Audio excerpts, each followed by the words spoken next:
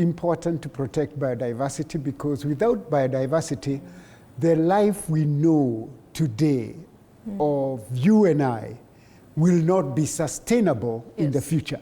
And that is a truth that cannot be outruled by anyone else.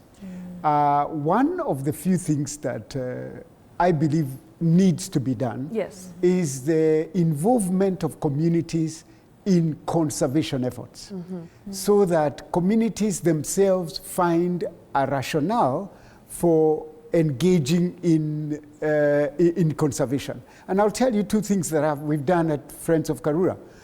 The communities surrounding us that are poor, we gave them an opportunity to come into the forest and collect firewood, because they really depended on firewood. And we did not see a reason why they shouldn't come into the forest and collect firewood. We did.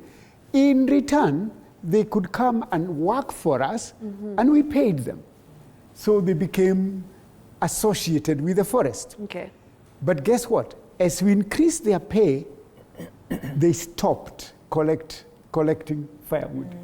And today, if we open the forest for them to come, maybe if you have 10 women coming in, you are very lucky.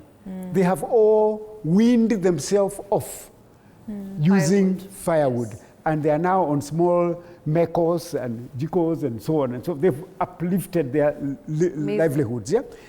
That's a show that if you engage people, A, they understand why we don't want to cut these trees for firewood.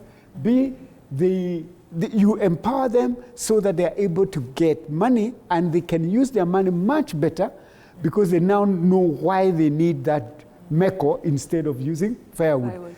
And so on. So I believe very strongly that engagement with the communities, schools, in Karura we actually have a fund that is targeted to bringing kids to the forest, just so that they are able to appreciate what the forest looks like.